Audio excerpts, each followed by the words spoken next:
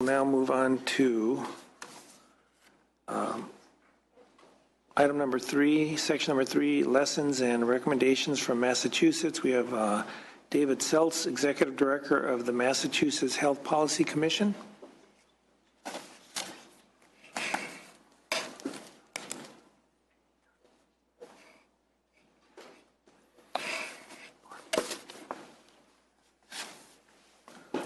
Good afternoon.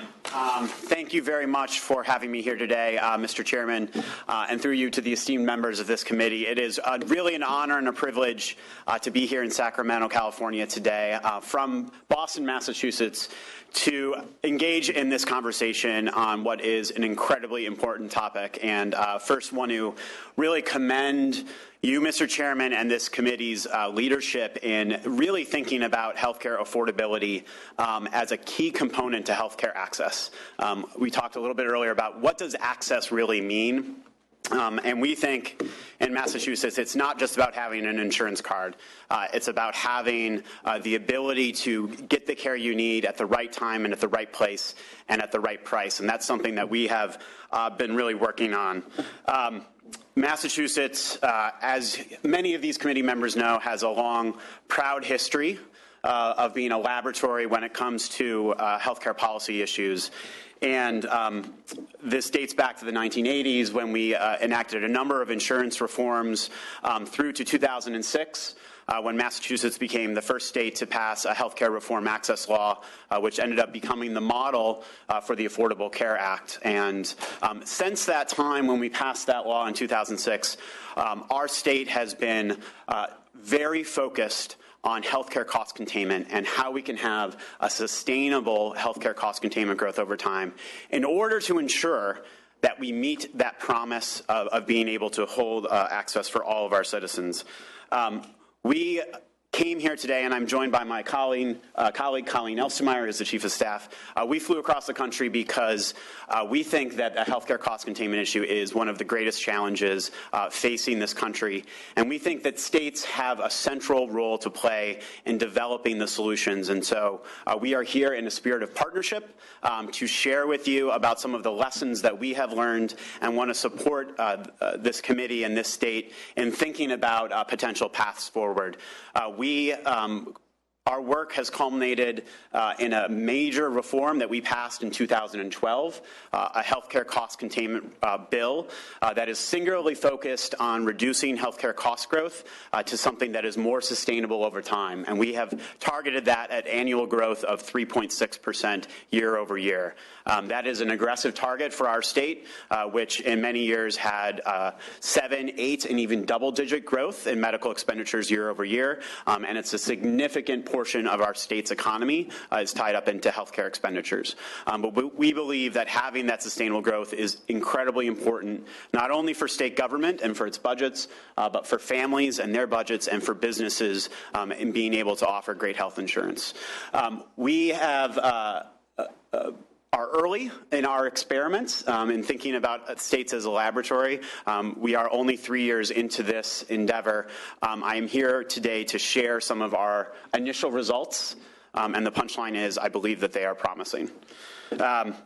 So a little bit around our strategy in Massachusetts to address healthcare cost containment, and I will then focus really on what this committee's hearing today is around consolidation and provider markets. The vision that you see here is really the 4 pillars by which we think about addressing healthcare cost containment. It is a broad strategy. It includes both changing the way that we are delivering care and thinking about transforming care that is more patient-centered, focused on primary care, the team-based approach that allows physicians and other clinicians to work at the top of their license, that is supported by different ways of paying for that care and alternative payment methodologies or global capitation budgets, which provide incentives and rewards for providers that deliver efficient care. To 3, developing a value-based market, which here what that really means is many of the strategies that Dr. Ginsburg was talking about before, and having a healthcare marketplace that rewards those providers that provide the best care at the right price, and that volume is directed to those types of providers, and that we have a competitive marketplace. And finally, we realized that we have to include purchasers, and by this we mean consumers and employers, in these conversations and giving them the right information and tools to be able to engage and make the right decisions for them, their families, and their employees. I want to spend a minute to talk about our state structure, because I am here from the Health Policy Commission. The Health Policy Commission is a new state agency. It was created in this law in 2012. I am proud to be the first executive director of this agency. And the first employee of this agency. Important to note that the law actually created two state agencies. One, the Health Policy Commission, which was brand new, and second, a Center for Health Information and Analysis, which was actually just a reconstitution of an existing state agency. The Center for Health Information and Analysis is really a data hub. It is an independent agency that's primary focus is providing data and information both for consumers and for policymakers to be able to have an unimpeachable resource around what is the data showing us about what is happening in our healthcare market. And we do have an all-payer claims database in Massachusetts to that end. The law also created the Health Policy Commission, which is the policy side of this in the development hub. And so we use the data and information collected and analyzed by the Center for Health Information Analysis to really create recommendations around how we can best achieve that more affordable healthcare system. So a little bit about the HPC specifically, because it is an important part of our story. We are an independent state agency, as I mentioned. I report to a board. That board is made up of appointments from the governor, the attorney general, and the state auditor, who are three constitutionally elected officers. Each of those make appointments to an independent board of 11 members. Those members have some broad requirements attached to them. For example, one member needs to have expertise in behavioral health. One member will need to have expertise in health insurance companies, and each of them have kind of a different set responsibility. However, there is a financial conflict requirement there. So these are not representatives of those specific industries, rather individuals who have own personal experience and expertise. This board is chaired by Dr. Stuart Altman, who is a longtime healthcare economist, and the board directs the work of the executive director and the staff. All of our meetings are held in public. And we meet approximately every 6 weeks for a full board meeting where we discuss the entire work of the organization in a public setting. And that's an important part of our story. We have a long list of responsibilities at the commission. I will really am here to focus on the last bullet on this page, which is around examining changes to our healthcare marketplace. But we did want to note that we also have responsibilities for understanding what those cost drivers are, making investments in community hospitals, as well as promoting patient-centered medical care that integrates behavioral health. Happy to answer questions about any of those, but I'm really going to focus my comments today on this last bullet, which is around examining significant changes in the healthcare marketplace. As has been noted before, our market structure, a provider market structure matters. It matters for total healthcare spending. It matters for the quality and access of services that they're providing on behalf of citizens. And Massachusetts believes that the very dynamic provider marketplace that we have today, both in Massachusetts and across the country, deserves public examination about what those impacts may be when providers are proposing significant changes. Mr. Chairman, as you said, a concern around the unintended consequences. What we've tried to do is set up a structure for examining, making public and transparent what some of those likely consequences may be so that consumers, businesses, and policymakers can appropriately weigh whether these consolidations are, in fact, within the public interest. And so I want to talk a little bit about how we do that and what that structure looks like. So first, just kind of as a table setting, prices matter, and we know this. The price of healthcare services, both in Massachusetts and across the country, is what is driving overall healthcare spending. We are not using more services than we did 10 years ago. The price for those services has increased. And what we found in Massachusetts, and we know to be true in many other states, is that prices vary significantly for the same types of services depending on where you receive those services. And so this is not correlated with better quality. It's not correlated with higher acuity of patients.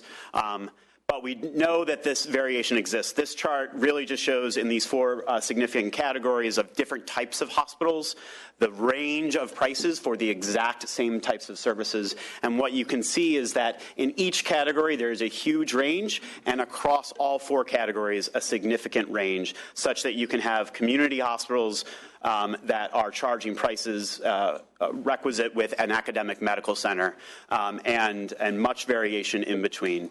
We have done an analysis in Massachusetts to try and understand why are this variation in prices, why does it exist, and what is it correlated with? And what we find that higher prices and price variation is a matter of market function and market structure, not on quality of care being provided to a large degree. And so on the left here, you see factors associated with higher commercial prices include less competition, larger system size, corporate affiliations, as well as status as a teaching hospital.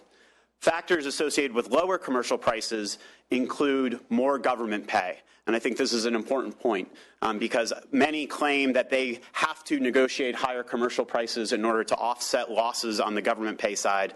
What we found in Massachusetts is that hospitals that have a tremendous amount of government pay actually have less leverage to negotiate higher commercial prices and are therefore financially disadvantaged because of that government pay. And finally, factors not generally associated with these commercial prices, quality or the income of the hospital's service area.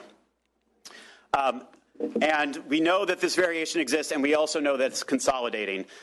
In Massachusetts, this is analysis that is Massachusetts-based, but what we found is more than 60% of hospital discharges are now coming out of our biggest healthcare systems, and that more than 3/4 of our physicians are now affiliated with the major largest healthcare systems. So both on the physician side and on the hospital side, increasing consolidation into our largest, most highest priced systems. And this is obviously very concerning to us in terms of our overall goal of being able to reduce healthcare cost growth. So what have we done about this, and what is the structure, we believe a very unique structure in Massachusetts? So understanding that market structure matters, that consolidations and alignments have been shown to impact spending and system performance, the law allows for a new process whereby providers who are proposing new relationships, this can be a hospital proposing to acquire another hospital, a hospital proposing to acquire a physician. It could be two hospitals coming together, not under a corporate integration, but under a contracting relationship, that they, before they can complete that business transaction, must file notice with the state. That notice will clearly state what their goals are for pursuing this new relationship, what they believe their impacts will be on cost, quality, and access. And that notice is publicly put up on our website, and they cannot complete that transaction before they have filed that notice. The Health Policy Commission and our staff then look at that notice and say, do what we call an initial review, a very tight turnaround 30-day review to basically be able to say, is this a significant change to our provider marketplace that we may have some greater concerns about? And during that process, we have the ability to look at the underlying contracts and proposals that the two organizations are putting in place. And we can examine those and we can say, do we think that this is worthy of further review on behalf of consumers and publics before we allow this transaction to just move forward? And so we believe that this transparency and accountability really is around understanding the impacts. And they can be both negative and positive. And Dr. Ginsburg talked a little bit about what some of those positive impacts may be in terms of greater coordination or greater operational efficiencies. But we also know there is a long history of potential negative impacts from market consolidation. So a little bit more about what this is. Once we have completed this initial review, if we have found that we have some significant questions, we can initiate what we call a cost and market impact review. And this is a longer review. It is a more comprehensive review that can take up to 6 months' time. The two parties cannot complete their transaction while this review is being undertaken. It is a comprehensive multi-factor review of all of the different potential impacts that may result from the transaction, and it results in a public report. And this public report, which the parties have an opportunity to respond to, may be referred to the Attorney General for further investigation, but in any case allows for a full public airing of what some of the potential impacts may be. I want to state very clearly where our authority ends. We do not have the ability to block or deny a proposed transaction. We merely have the ability to provide greater public examination of what those impacts may be and to promote a public dialogue about whether they are truly in the public's interest. But we do not have the legal authority to ultimately block a transaction. So in that case, it is different from a determination of need process, and it is very different from an antitrust law enforcement review process. Dr. Ginsburg noted earlier around potentially expanding antitrust. We know across the country that the number of cases that rise to an antitrust legal action is very, very small. And so nonetheless, we think below that level of an antitrust legal action, there are significant impacts that can come from some of these transactions that are worthy of review and public discussion. And so want to make that distinction between antitrust. How we do this process is that we do have the ability to compel confidential information from the parties themselves around their underlying reasons for pursuing these. We do data analysis to understand the market share differences and to where we might find contracts and price differences. That information is collected. We have an ability to keep that confidential such that we're not making proprietary business information available to the public, but do have the ability to report on it in summary form at the end. And then the outputs, as I mentioned before, a preliminary report, a final report, and a potential referral to the Attorney General's office. This slide talks about the factors that we examine when we look at things. And I just want to note, this is not just about market share. We do also examine things like what are the relative quality scores and abilities of the providers who are proposing to come together. What is their role in providing access to populations that are at risk or vulnerable? What is their ability to provide care for government payer mix, and as well as thinking about things that in a normal antitrust investigation would never look at, to think what are the access implications if these providers come together? Are they planning to close services as part of this consolidation and this new relationship, or are they planning to expand services? These are questions that we would ask in our full review. I know you have all of the slides in front of you, and so I won't talk through all of these. This just kind of talks about how those questions are asked. And again, I think the main point here is that it isn't just about market share. It's about really trying to understand all of the different factors that may result from some of these significant alignments. With my few remaining minutes, what I'd like to do is walk you through an example of how this works, because I think we'll really be able to paint a picture of how this process has worked in Massachusetts and how it intersects with and is complementary to an Attorney General's office in antitrust investigations. So in 2013, our largest provider system, which name is Partners Healthcare, it is our largest provider system in Massachusetts. It's also our largest private employer in Massachusetts, and has a significant number of the physicians that it contracts with, over 8 general acute care hospitals in 5 different regions of the state, so a statewide presence, and generally has among the highest prices for both hospital and physician services of any provider in Massachusetts. In 2013, they proposed to acquire 3 new hospitals and a large physician practice. And this was one of the first cases where they had to file notice with us and go through this review process. The Health Policy Commission received this initial notice, and recognizing the size of both Partners Healthcare and the very significant expansion that it was proposing, engaged in a full review of these proposed transactions. What we found at the end was that the transactions were likely to increase total healthcare spending to a range of $50 million a year, as a result of increased prices, both on the hospital side and on the physicians. We also noted and found on the market side that there was a high likelihood of increased ability to negotiate even further price increases in the future, and we did not attempt to even quantify that particular piece. And then finally, we really examined claims and issues around the positive benefits, and where the parties here really made a case that they are coming together to provide coordinated care, that they were going to be an accountable care organization, and that there was going to be significant improvements in the quality and efficiency of the care.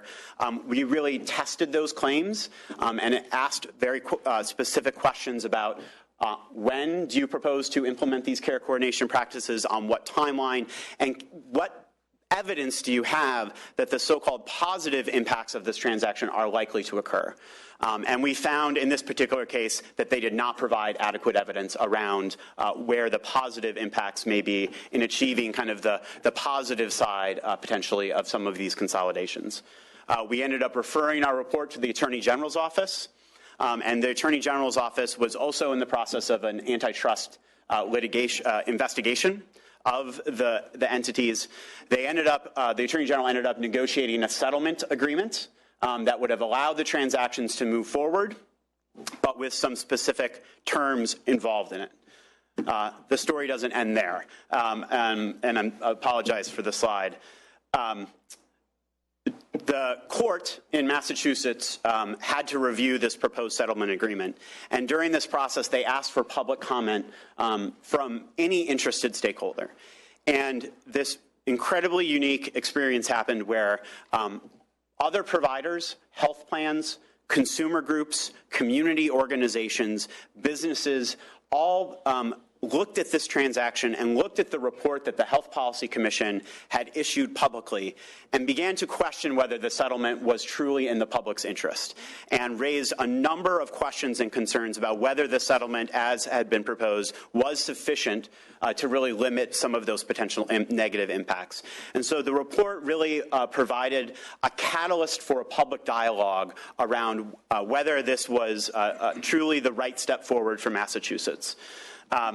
Finally, the court ultimately rejected the proposed settlement agreement and cited the Health Policy Commission's report as the most important of all the public comments due to our objective, evidence, and rigorous-based investigation.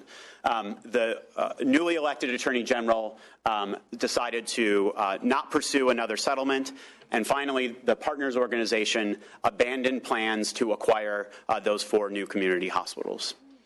So I highlight this as an example of how this actually worked in Massachusetts, and would say we believe that this public examination created a dialogue that would not have otherwise existed. And so while we didn't have the power to deny, we certainly had an ability to bring rigorous, evidence-based, data-driven information to our state that ultimately resulted in a change of course and action for some significant market actors. So with that, I am willing to, excited to take questions and comments from the board. Thank you. I believe Senator Woke had a question, and I'm assuming you like California now because it's warmer than where you're back east. Yes. That's why you're excited about to answer the questions. Anyway, go ahead. Thanks, Mr. Seltz. Thank you for your very, very interesting and presentation. Very clear presentation. I just have one question. From the time the proposed changes were, when the proposals came forward from the provider, how long did it take until a decision was reached by the court? What kind of span of time? I may have missed it. But. Yeah, so this was quite a lengthy period of time. So the initial proposals were really at the beginning of 2013, and the final court judgment was at the end of 2014. So this was a 2-year period of time. Our work does have a time limit attached to it. And so while we are, like I said earlier, while we're conducting our reviews, they can't move forward with the transaction, but we have basically a backstop. So we can't, on our side, we can't investigate forever or review forever. That at a certain point we are required to issue our report. And so our part of the process was a little bit more time delineated. The legal part of the process stretched out a little bit longer. And I have one other question. During your investigation, you made a strong point of how this was extremely transparent and public. You meet in public, you discuss these issues in public. Did that raise any concerns on the part of the systems and how deep in the weeds you could go? I would say yes, and I think it was a good thing. I think part of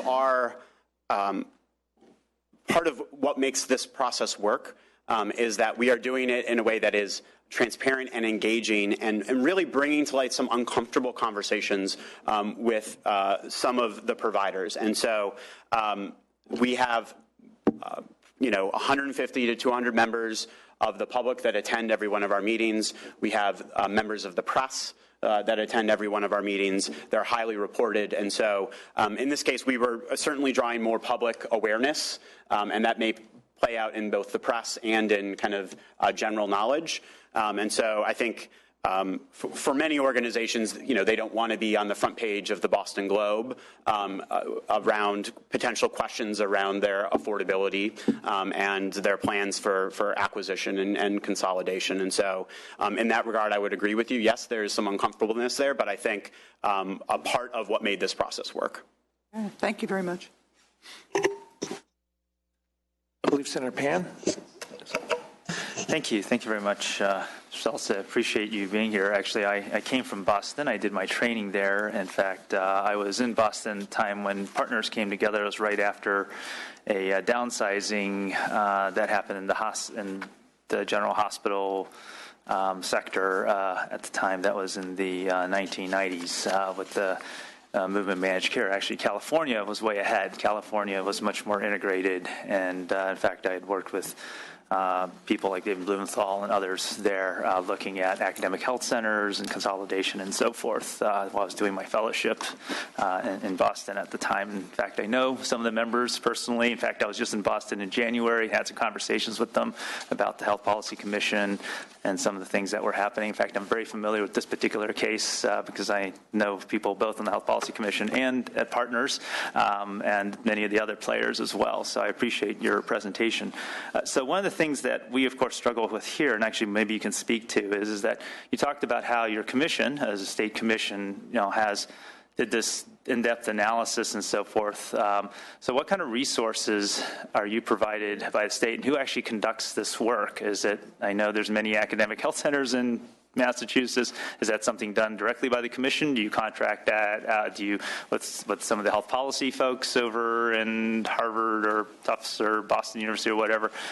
Can you speak a little bit about how that analysis is done and who funds it and so forth? And then so can you speak for that? Yep. So the commission is generally funded by the industry itself. And so moving forward from this state, there was an initial kind of one-time deposit of funds that kind of was a startup fund for many of these activities. But moving forward, our annual budget is assessed to hospitals and health insurance companies on a broad-based basis. And it's spread broadly such that that hasn't been an issue in terms of potential concerns around conflict. I think, recognize that in order for this work to have the impact that we wanted, it needed to be extremely rigorous and, in many cases, unimpeachable. And so we have built both some expert staff that we have internally, and the 30-day reviews that I mentioned are primarily conducted kind of internally with internal staff.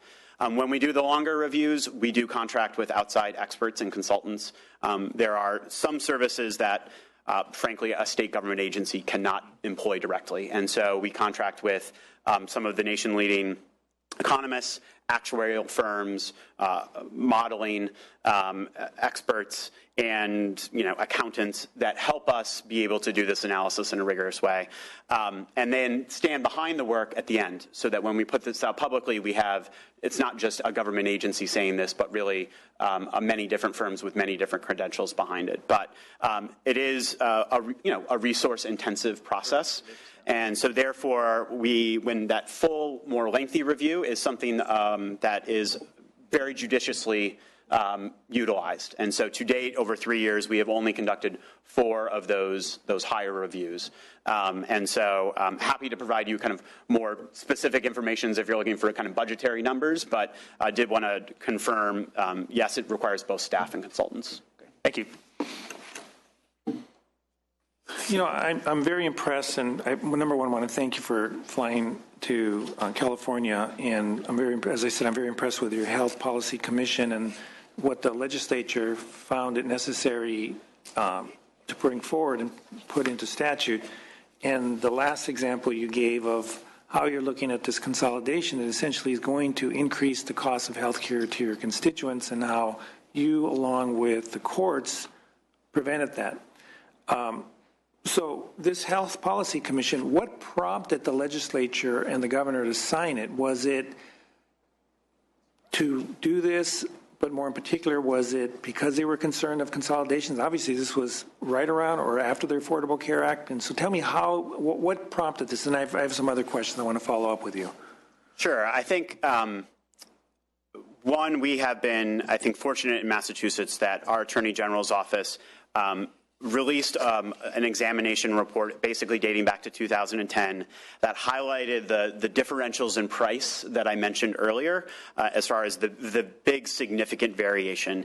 And so in Massachusetts, we had a clear awareness that the market structure mattered in terms of what those prices were. And so when we thought about the healthcare cost containment aspect of this, we didn't want to just focus just on kind of how do we make the system more efficient, but the way that relationships come together can be impactful as well. I would say in some cases this was foresight on behalf of the legislature. I think really right around the time that we passed this law was when we have seen this dramatic increase. And I think, you know, the environment now is even more clear how important it is to examine and look at provider consolidations. And so I think the political process was a long one that led to this bill. Dr. Ginsburg mentioned, you know, rate setting and more intensive, shall I say, government interventions. Those were things that were discussed at the time. Ultimately, the law still takes a market-based approach. And so this is not direct government regulation of these institutions and is really trying to provide transparency and examination to make the market work better. And so that was ultimately where we landed on that, and I think ultimately found that going a more regulatory route was not prudent at that particular time. Okay, and I understand that it's been in existence for a very short period of time, but during that period of time, have you seen evidence to show that, with example, the last one, that you've been able to at least maintain or control costs better compared to previous decades or years? So our overall statewide experience has been mixed during this time. In the first year, we met our overall statewide benchmark of growth. Our target is 3.6%. In the first year of examination, we came in at 2.3%. The second year of examination, we found that healthcare spending grew at 4.8%, so higher than our 3.6% target. Upon examination, we found that the primary driver there was actually pharmaceutical drugs, and the prices for pharmaceutical spending was a major component of the overall spending growth during that time, as well as enrollment in Medicaid due to the Affordable Care Act. Specifically to this process, and I guess I will speak more anecdotally than anything, I think what this has provided is, for a long time, providers thought of these new relationships as business relationships only, and how they could be strengthened financially by seeking out and finding those new partners.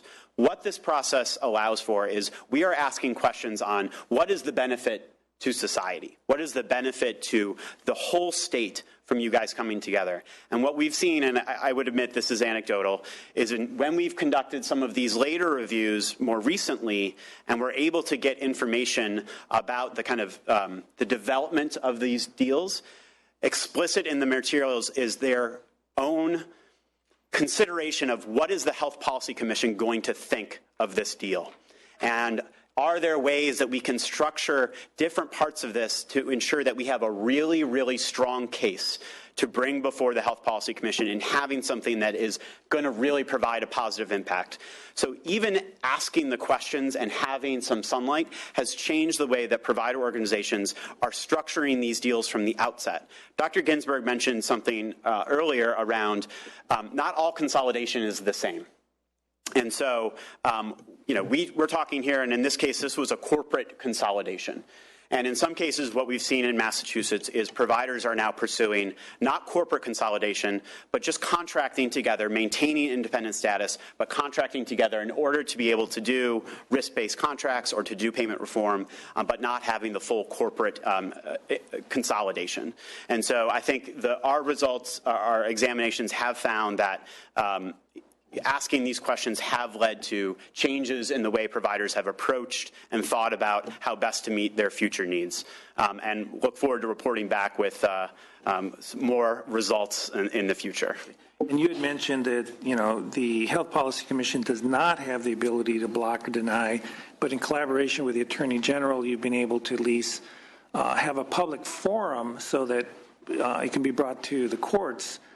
Do you believe, in retrospect, obviously you're not a policymaker, do you think it would be better to have the ability to block and deny so that it can be done something much quicker at all? Just your opinion. I would say it's an important consideration for this committee. I perhaps will dodge respectfully the question. I think to date we have found our process to work, but the way that it has worked is because the providers who are coming before us respect the authority of the commission, and in some cases have said, how can we make this deal work for you and for the citizens of the Commonwealth? One can imagine a scenario where provider organizations don't necessarily aren't that receptive to kind of public scrutiny or for government raising concerns, and may decide to move forward even if many concerns were raised and public opinion was against them.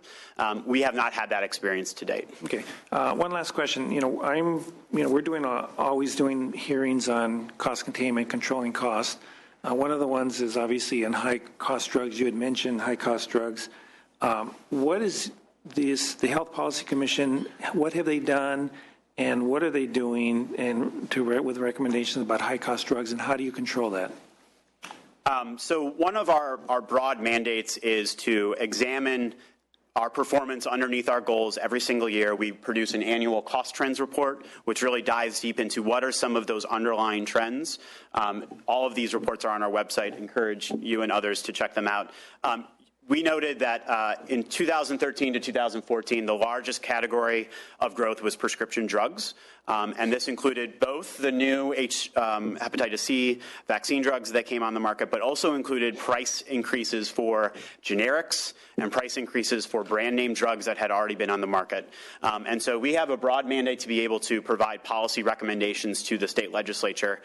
In this particular circumstance, based on that evidence, we believe that further transparency about the pricing of prescription drugs, how those prices are set, the rebates and discounts attached to prescription drugs is within the public interest, and recommended that to the legislature. We don't have the direct ability to price set or to mandate certain price caps or in that way, but this was an area of focus and interest, and did have a set of recommendations for our legislature to consider. Okay, and because of the transparency and looking at the trends and the cost, you had mentioned obviously the Hep C, has the legislature acted at all, or has it led to any kind of reduction in cost of prescription drugs?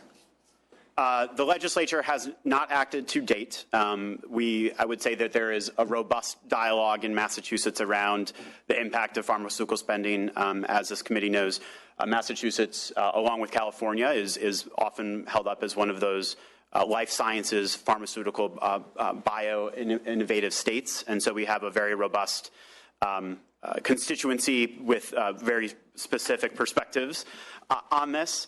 There is a bill that is pending before the legislature that would actually give the Health Policy Commission the ability to set prices on specific high-cost drugs. That bill has not been passed by either branch to date. So one final question. This is the most important one. Who's better, the Boston Celtics or the Los Angeles Lakers? I'm actually originally from Minnesota, so I'm going to go with the Timberwolves. A very convenient dodge for me. Because there's that big Laker, Larry Bird, Magic Johnson rivalry, the whole bit going way back. Thank you very much. I appreciate your time. It was a great presentation. Thank you, and thank you to the committee. Thank you. All right.